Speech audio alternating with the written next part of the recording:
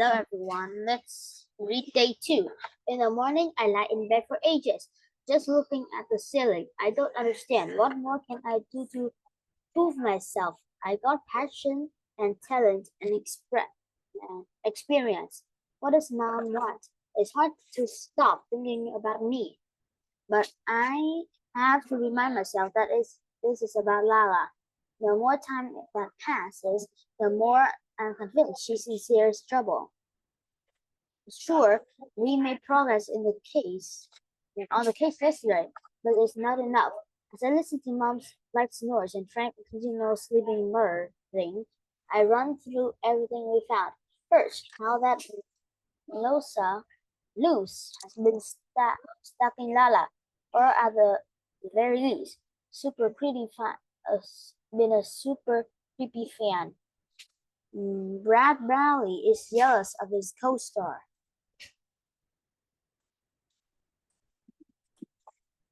Lieutenant hates Lala for some unknown reason. He seems to hate everyone.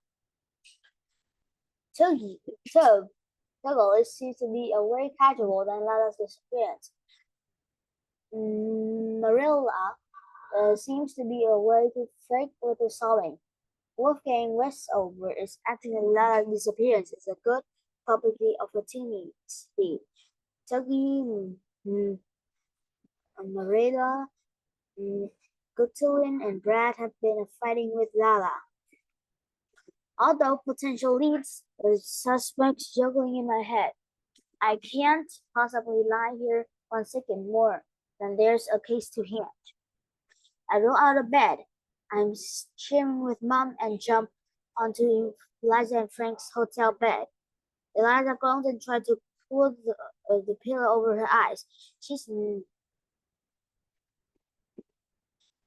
never been a morning person. But Frank's pop up like a pogo stick, and he and I jump on the bed together before lying in the dog pile on Eliza. Frank licks her face, which is going too little too far. She growls, "Get off, you monster!" Roar! Frank replies. All the noises wake Mom up. "Good, kids," Mom says, rolling out of the bed with a yawn. "Save energy for your detective work." While Mom changes in the bathroom, Frank Eliza, Frank, and I discussed the case Eliza and I discussed. While Frank crawls under the bed to look for dust bunnies. We talked to so many people yesterday, as I said, and each one seemed guiltier than the next. We almost have too many leads, I suppose. Where should we start today? You start where I start, says Mom, the bossy overlord, micromanaging my life. But the university has some other plans in the store. When we arrive on the set, we know something is wrong right away. Thank goodness you're here. Wolfgang Westover booms. Follow me.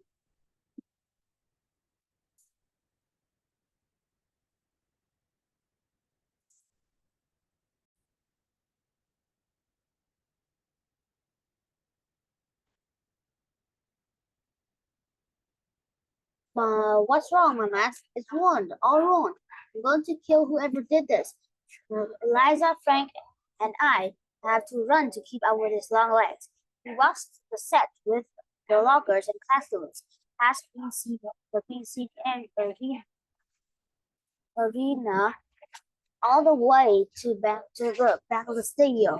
There's a huge crowd of cast members and crew alike. They part for us. Right in the middle, I feel like there's stairs as we pass. A major suspect here. Marilla J, Antilla Tuggle, Bunt Switzerland, Bradley Gray.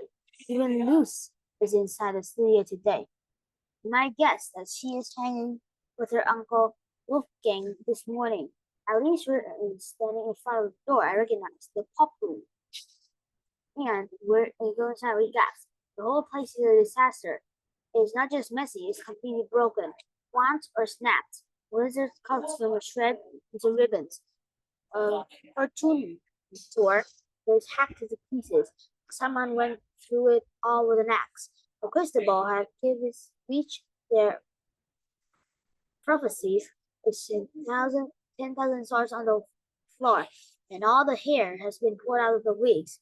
Not a single prop has been untouched, not in a corner of the room undamaged. Who turns around to look at the passing clue? Who did this? Wolfgang bellows. Thousands of dollars in damage. Who dare you? How dare you? Is this the room that been destroyed, my mask? Lala's station room, Wolfgang says. It is the same way, ripped up, clothes and makeup all over. I wonder, Eliza whispers in my ear, if the culprit was looking for Lala's dress. My stomach closed. If that's true, if someone was so desperate to find a chest and they destroy everything in 2 rooms, then I bet they found it. Nobody move, Mom says. I'll be questioning everyone one by one. One on one. Hey, wait a minute. What about us? I turn to Mom, and she must see that the hurt on my face because she is softly. So only I can hear. I have a very important news, Eliza and Frank. I'm trusting you to be my eyes and ears. Eyes and ears, there's such thing as stupid. What does this mean anything? I'm going to do a stand around. Wait.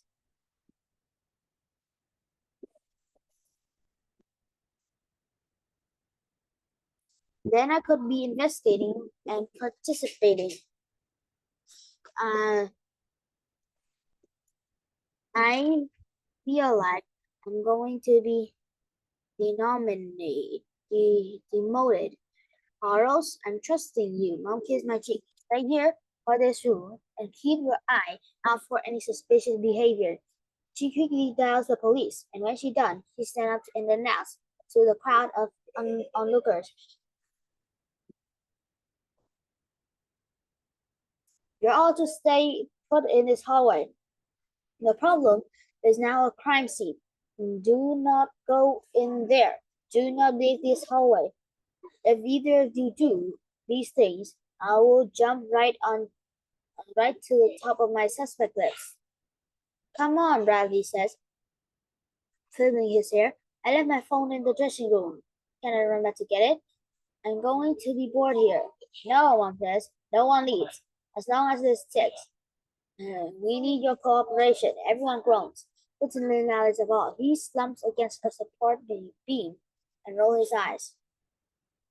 "I'll go alphabetic, Mr. Brownlee. You first."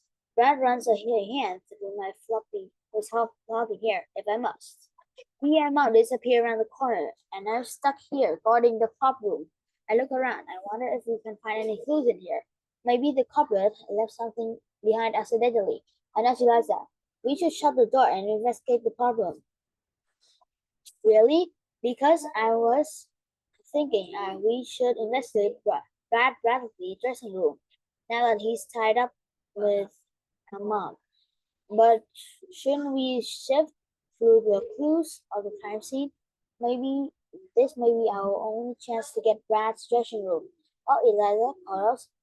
Maybe we could." "Hey," Frank says, so loudly that the whole hall goes silent for a moment. Thankfully, Frank waits until the people start muttering among themselves again before saying, "Good Dylan, just snuckered away. He and away he's gone." I peek around the door. Sure enough, I just catch sight of Lieutenant turning the corner of the hall before he disappears from sight. He's clearly disobeying Mom for a high-specific way. We could follow him, or maybe we should snoop around Barry's room, or we should investigate the pub room, comb for clues in the scene of the crime. I have to act fast.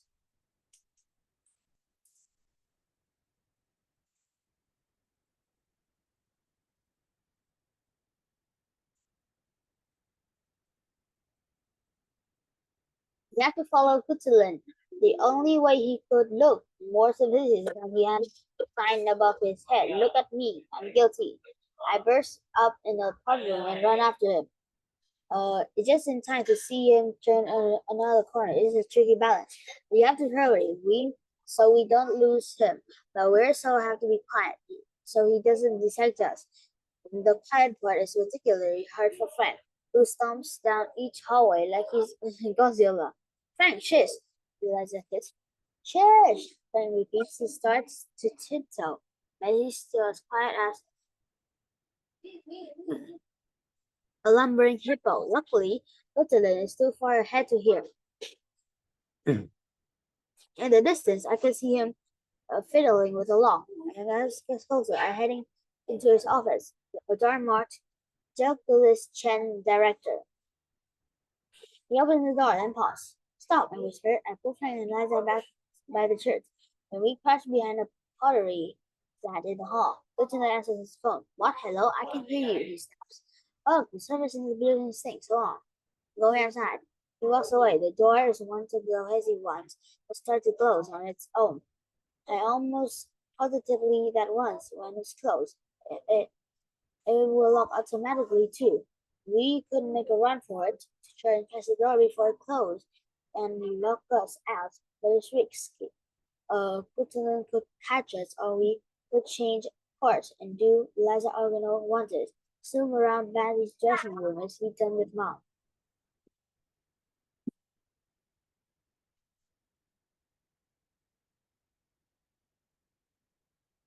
Let's catch the door. I have to keep going with my plan to get Chris in the office. It's now or never.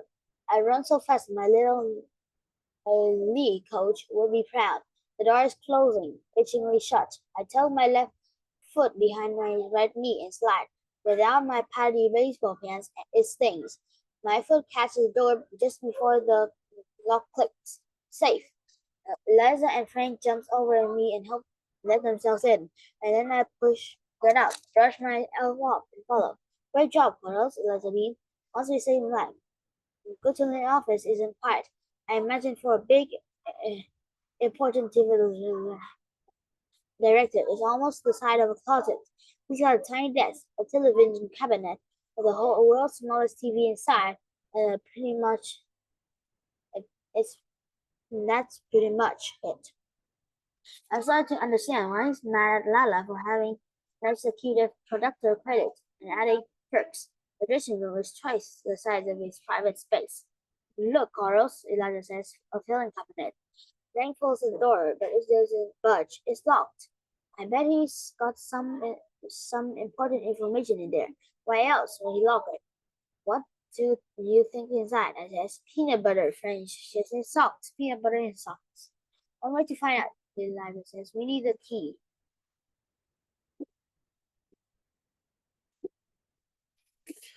Look in Gutelin's desk drawer. I bet the key is in Gutelin's filing cabinet. It is in his drawer. That's where I put the key.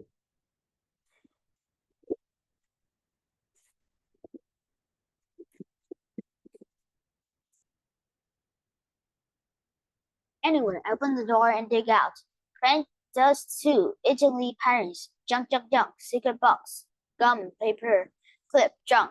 Wait, I say, go back. Paper clip? No, back again. Liza says, gum. Liza says, you're right. I'm keeping that. He shoves for strapped in the mouth. No, Frank, the secret box. What do you mean? Oh yeah, says Frank says, blowing a bubble. The secret because it's locked. Again, I groaned, so we have to have two things to unlock. Liza eats the locks out of the drawer. Please try to pry it off, but it won't budge. It's wood from the slides, but the top is smooth and glassy. Interesting, Eliza says. It's a touch screen on top. Let's hope it doesn't open on fingerprints. She wakes up the touchscreen in a single word, stares us in the face. Startlingly. What does that mean? No idea. Flynn touches the screen again. A box popped up with two words now. Password hint. Click that. I says, let's see the password hint is. Delete one letter at a time. Well, still always creating a new word. Oh, Len says, I've done this before. The word snowing. First, I detect the letter N being slow. Slow? Then I erased the O to create swing. Then I got rid of the F to make sing. Delete the G to make sin.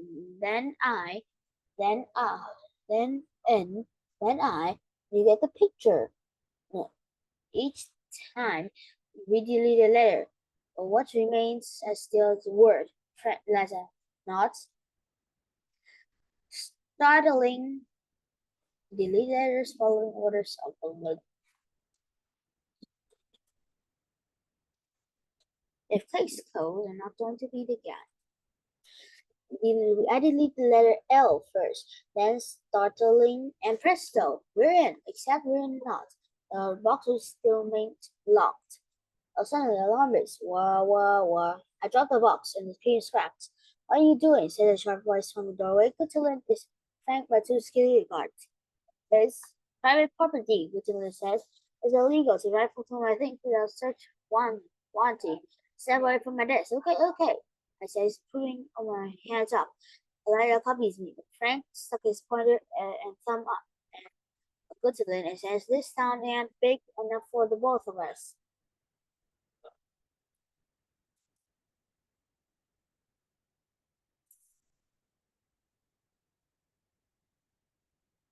Let's see. 33. 33.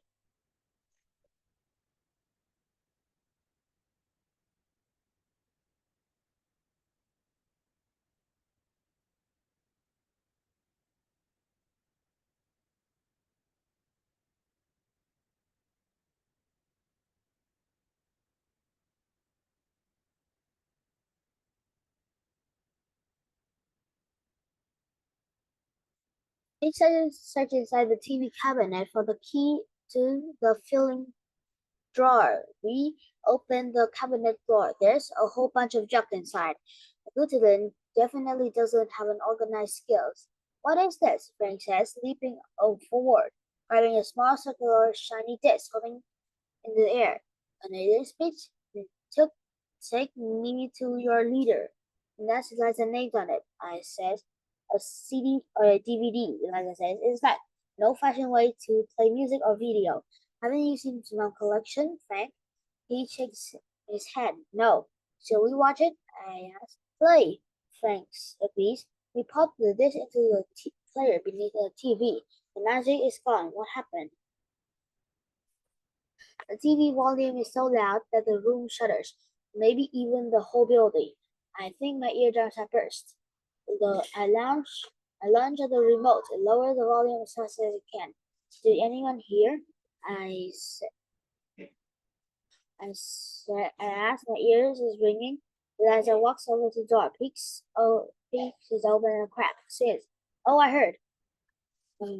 She opens the door. Outside comes in the office, entire cast and crew, like 60 people. They look angry. Hi, says. What did I tell you? Putin inquired. The detective lady distracted us. She's unleashed these three on our stuff without a warrant, and they'd be going through all your private personal things. And there's a rumble through the crowd. Then someone from the back shouts, "Get them!" Bob grabs me, Frank, and that's over their heads. I tried to wheel away, but I'm floating in the sea of hand. We carry to the door, angrily yelling and being all like the whole time. They march us out of the studio lot, down the street, across the town, to the beach. They throw in the Pacific Ocean to clean us themselves of us. And we drift out to sea, later rescued by pirates, and another story.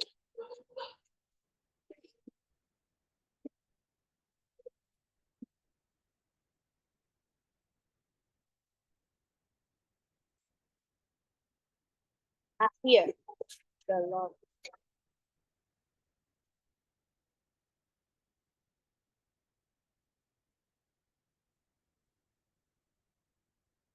People listening.